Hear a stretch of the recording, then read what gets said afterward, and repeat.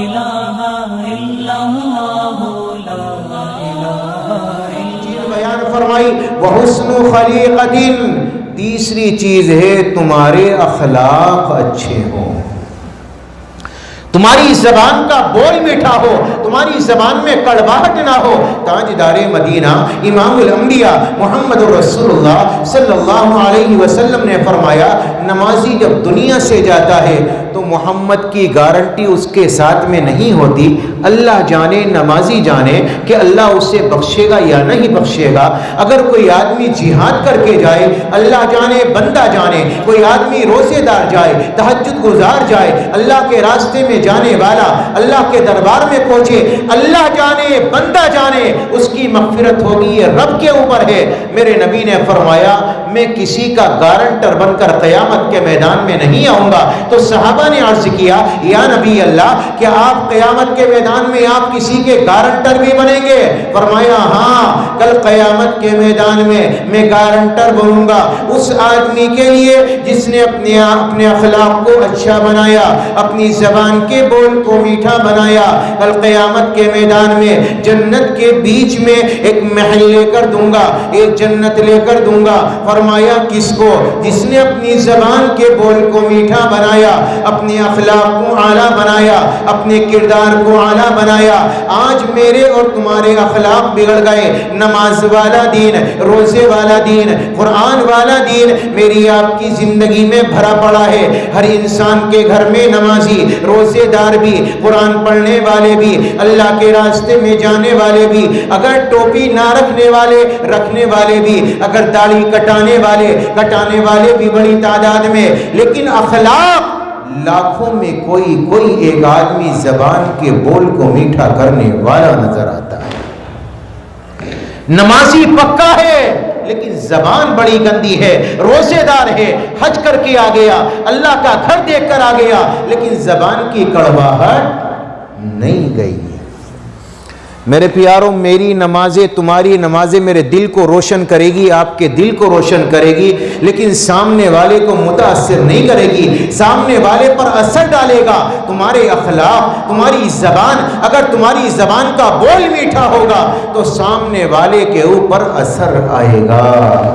تم تہجد گزار بن جاؤ، سامنے والے پر اثر نہیں پڑے گا۔ تم پورے دن قرآن پڑھتے رہو، تمہاری عبادت کا اثر سامنے والے پر ظاہر نہیں ہوگا، لیکن ہاں تمہاری زبان کا بول میٹھا ہو، تمہارے اخلاق اعلیٰ ہو، تمہارا کردار اعلیٰ ہو، جب سامنے والے کے سامنے پیش کرو گے تو میرے پیارو اس کی زندگی میں تمہارا تأثر آئے گا، وہ آپ سے ایک اچھی صحبت لے کر جائے گا، ایک اچھا تصور لے کر جائے گا، اچھی سوچ لے کر جائے گا۔ آج میری اور آپ کی زندگی میں بڑی کمی ہے کہ میرے تمہارے اخلاق اچھے نہیں رہے۔ اور تاجدار مدینہ نے بھی لمبی نمازیں پڑھی ہیں تو رب نے روک دیا ہے۔ میں نے پہلے بھی آپ کے سامنے تذکرہ کیا، اللہ نے قرآن کریم میں فرمایا یا ایھا المزمل قم اللیل الا قلیلا، کملی اوڑھنے والے پوری رات کھڑے ہونے کی ضرورت نہیں، تھوڑے کھڑے ہو لیا کرو۔ تاجدار مدینہ امت کے غم میں زیادہ روئیں، اللہ تبارک و تعالی نے روکا، آپ رات بھر تہجد پڑھتے رہیں، اللہ نے روکا۔ تاجدار مدینہ سخاوت کے دروازے کھولے، اللہ کے راستے میں مال لٹایا، ولا تبسطها كل البسط فتقعد ملوما محسورا۔ اللہ تبارک و تعالی نے جبریل کو اتارا، میرے نبی سے کہو اللہ کے راستے میں دے، لیکن اپنے لیے بھی بچا کر رکھے۔ جب نبی نے سخاوت کے دروازے کھولے اللہ نے روکا، امت کے غم میں میرے تمہارے نبی زیادہ روئیں، اللہ نے روکا۔ میرے نبی نے لمبی نمازیں پڑھی، اللہ نے روکا، لیکن ہاں جب اخلاق کا نمونہ لوگوں کے سامنے پیش کیا تو میرے رب نے قرآن کریم میں فرمایا وَإِنَّكَ لَعَلَىٰ خُلُقٍ عَظِيمٍ۔ میرے رب نے روکا نہیں، شاباشی دی، فرمایا محمد آپ کے اخلاق بڑے اعلیٰ، اور زیادہ کرو، اور زیادہ کرو، اور زیادہ کرو۔ آپ کے اخلاق کی تعریف کی ہے، کم کرنے کا حکم نہیں دیا۔ نمازوں کو کم کرا دیا، رونے کو کم کرا دیا، سخاوت کو کم کرا دیا، لیکن اخلاق کی باری آئی تو رب نے شاباشی دی اور بڑھانے کا حکم دیا۔ اخلاق اتنی اعلیٰ چیز ہے، زبان کا بول اتنا اعلیٰ ہے۔ آج میری اور آپ کی زبان سے سامنے والے کے دل پر آرے چلے، بتاؤ میں کس بات کا نمازی ہوں؟ میں اپنے پڑوسی کے دل پر آرے چلاؤں، میں کس بات کا حاجی اور نمازی ہوں؟ میں کس بات کا روزے دار ہوں؟ اور میری زندگی میں کیا دین ہے؟ اللہ کے بندو، تاجدار مدینہ نے فرمایا المسلم من سلم المسلمون من لسانه ویدی، مسلمان وہ مسلمان ہے جس کے ہاتھ سے اور جس کی زبان سے سامنے والے کو تکلیف نہ پہنچے۔ ہمارا تو مقصد یہ ہے کہ سامنے والے کے دل پہ آرے چلے۔ اچھا اس نے مکان بنایا، اس سے عالی شان بناؤں گا، اس نے جو دروازہ لگایا اس سے بہتر لگاؤں گا، اس نے جو شیشے لگائے اس سے اعلیٰ لگاؤں گا۔ اسے چڑھانے کے لیے، اس کے دل پر آرے چلانے کے لیے آج دنیا کمائی جاتی ہے، اپنی کفالت کے لیے نہیں، اپنے بچوں کا پیٹ بھرنے کے لیے نہیں، اپنے آپ کو اونچا ظاہر کرنے کے لیے انسان یہ سارے کام کرتا ہے۔ اخلاق اعلیٰ بناؤ، زبان کا بول میٹھا کرو، کسی کا دل نہ دکھاؤ، کسی کے دل پر آرے نہ چلاؤ۔ یاد رکھنا اگر کسی کے دل پر آرے چل گئے، کل قیامت کے میدان میں اللہ تبارک و تعالی اپنی رضا کا اعلان نہیں کرے گا۔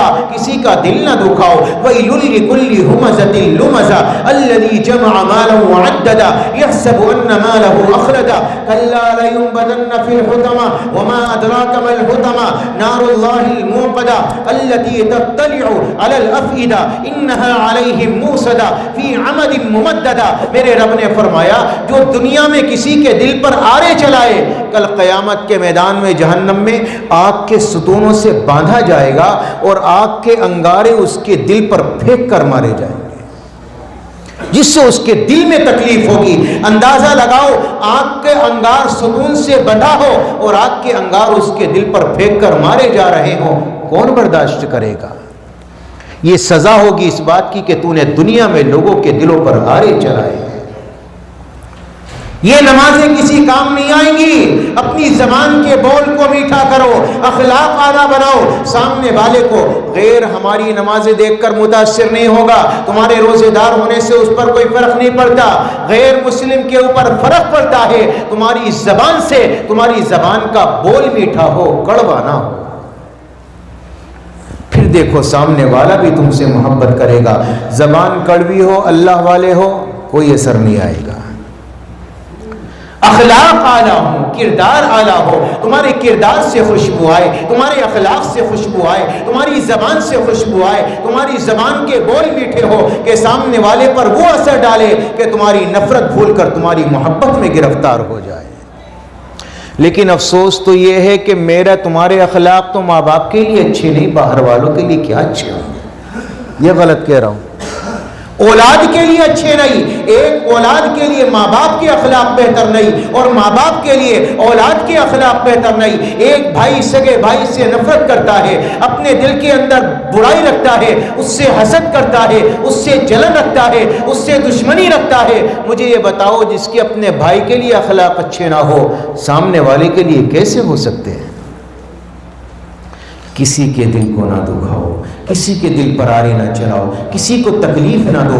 جنگ کا میدان ہے، حنین کا واقعہ، تاجدار مدینہ کھڑے ہیں، ایک صحابی کا گزر ہوا، میرے نبی کے پاؤں پر اس صحابی کا پاؤں رکھا گیا۔ تاجدار مدینہ امام الانبیاء نے فرمایا او جعفنی، تو نے مجھے تکلیف دی۔ اتنا کہنا تھا کہ تاجدار مدینہ کے ہاتھ میں ایک چھڑی تھی، میرے نبی نے چھڑی کو لیا، اس صحابی کے مارا، اور اس صحابی نے لوہے کی زرہ پہنی تھی جس پر تلوار بھی اثر نہیں کرتی۔ تو میرے پیاروں یہ ایک ڈنڈی اور یہ ٹہنی کیا اثر کرے گی؟ تاجدار مدینہ کے درمیان سے یہ صحابی چلا گیا، اور اس کے بعد میرے تمہارے سچے آقا امام الانبیاء محمد رسول اللہ نے رات گزاری، یہ صحابی کو نیند نہ آئی، میرے نبی کو تکلیف دی ہے، میرا پاؤں نبی کے پاؤں پر پڑا ہے، کہیں ایسا نہ ہو اللہ کا کوئی پیغام میرے خلاف میں آ جائے، میری مخالفت میں آ جائے۔ یہ رات بھر سویا نہیں، صبح نماز فجر ہوئی، میرے نبی نے ایک صحابی کو بھیجا، فرمایا کہ جاؤ اعلان کرو کل دن کے اندر جنگ کے موقع پر جس صحابی کا پیر نبی کے پیر پر پڑا تھا وہ نبی کے دربار میں حاضر ہو جائے۔ اب ان صحابی کی جان نکل گئی، پتہ نہیں اللہ نے کیا حکم نازل کیا۔ یہ نبی کے دربار عالیہ میں پہنچے، نگاہیں جھکی ہیں، سر جھکا ہے اور شرمندہ ہے، پانی پانی ہے۔ ابھی دل کے اندر یہ تصور ہے پتہ نہیں نبی کیا کہیں گے۔ میرے نبی نے فرمایا اپنی نگاہیں اٹھاؤ، اوہ صحابی کل شام تیرا پاؤں میرے پاؤں پر پڑ گیا تھا اور میں نے تجھے چھڑی ماری تھی، میں نے تجھے ڈنڈی ماری تھی۔ او میرے پیارے صحابی، اللہ کے واسطے محمد تجھ سے معافی مانگتا ہے، مجھے اس ڈنڈی کے لیے معاف کر دینا۔ اور 60 اونٹ منگائیں، اسے ہدیے میں دیے، اسے تحفے میں دیے۔ فرمایا یہ تحفہ رکھ لو 60 اونٹوں کا، اب تو تم نے مجھے معاف کر دیا ہوگا، اب تو تمہارا دل صاف ہو گیا ہوگا۔ اندازہ لگانا یہ صحابہ تو جان نچھاور کرنے والے، اپنی جانیں دینے والے، لیکن نبی کو کتنا خیال ہے کہ اس کے دل کو تکلیف نہ پہنچے، تو اسے اپنے دربار میں بلایا۔ فرمایا میں نے تجھے جو ڈنڈی ماری تھی اس کے لیے محمد تجھ سے معافی مانگتا ہے اور یہ 60 اونٹ تجھے ہدیے میں پیش کرتا ہے۔ آج ہم کسی کا دل دکھا دے معافی مانگنے کی نوبت آتی ہے بھائی؟ نے فرمایا حسن خلیقت، تیسری چیز ہے اخلاق کو اعلیٰ بناؤ اور